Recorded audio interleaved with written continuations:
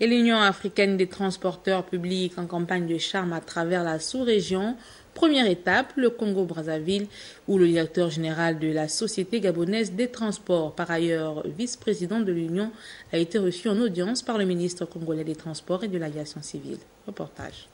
Parent pauvre de cette organisation continentale avec juste 2 membres, l'Afrique centrale doit rattraper le retard. Les autres sociétés de transport de la sous-région doivent intégrer le groupe dont fait partie pour l'instant juste le Cameroun et le Gabon. C'est autant dire que la mission d'Alain-Paul Djoubi Osami est plus qu'exaltante et requiert détermination et engagement. Le tour du propriétaire s'impose, mais il faut convaincre toutes les tutelles dans chaque pays. C'est donc à juste titre qu'au Congo-Brazzaville, première étape de ce périple sous-régional, le vice-président de l'UATP devait convaincre le premier des transporteurs du Congo.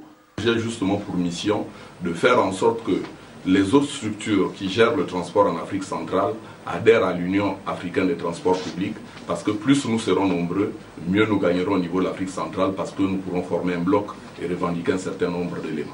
Au-delà du regroupement pour conduire les réflexions nécessaires au développement des transports publics en Afrique, Alain-Paul Djoubi Osami veut aller plus loin, promouvoir une meilleure mobilité des personnes et des biens à travers un concept qui fait déjà recette hors du continent. Le bus rapide transit devra régler les problèmes d'embouteillage propres aux grandes villes, souvent à l'origine des retards constatés dans les administrations publiques.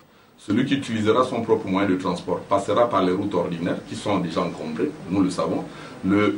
Quand on met le BRT en place, le bus ne passe par là, aucun autre véhicule ne passe par là.